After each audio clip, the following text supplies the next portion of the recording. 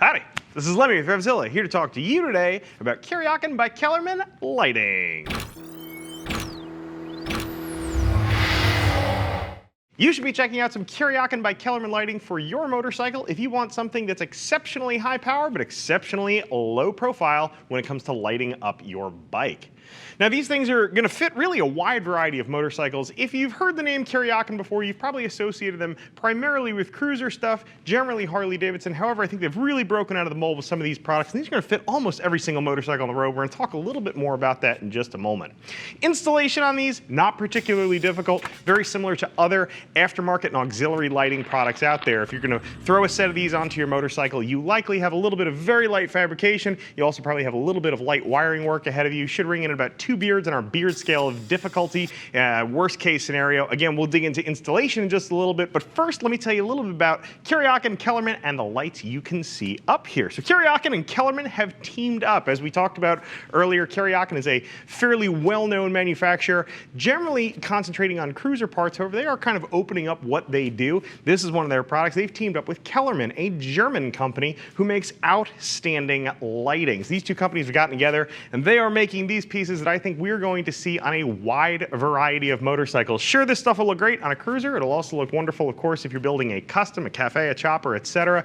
However, I think we're going to see these on a lot of bikes. These will be just as home on a sport bike or a naked, I think, as they might be on, say, an adventure bike, or even I could see these being used on perhaps a dirt bike. For those of you who are trying to maybe street legalize a dirt machine, these things are low profile enough. You could absolutely see somebody using these on a motorcycle they were trying to keep legal for the street.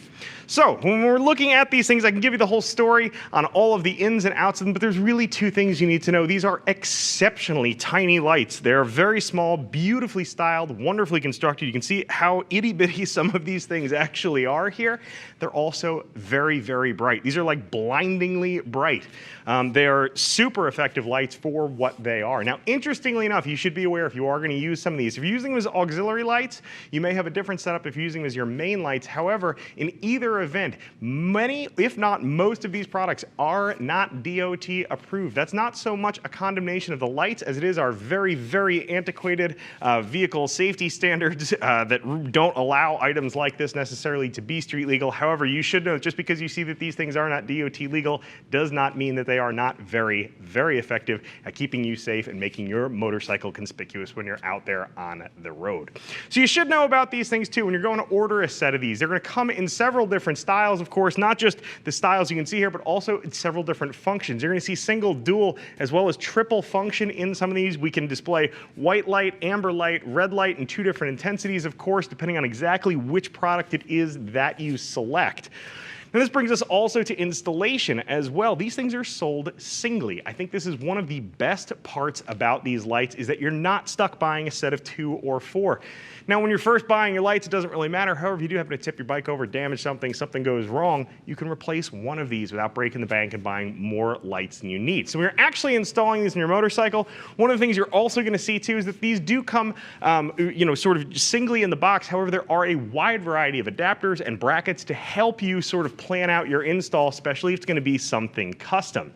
Now, again, even if you're not using their brackets, you're making your own light fabrication work here. If you've installed any aftermarket lighting, this will not be very different. Again, I think you're going to have some light electrical work depending on what kind of motorcycle it is that you're working on. However, if you've tackled electrical work in the past, this is about as simple as it gets. Most of you should be able to get through this job without too much coaching and your average set of hand tools and electrical tools you would use for a variety of tasks. If it's not immediately clear, I really dig these things. These lights are just, they're phenomenal. There's a lot of punch in a very tiny package. The price is quite high, but I think it's absolutely justified. These are some of the best lights I think I've put my fingers on. Don't just take my word for it though. Check out what some other riders have to say about Kuryakyn by Kellerman lighting. If you have a question that hasn't been answered there, definitely get in touch with one of our gear geeks. We'll give you some specific, individually tailored advice. See us at Revzilla.com, or you can always get one on the phone, 877-792-9455. I'm Lem. I'm out of here.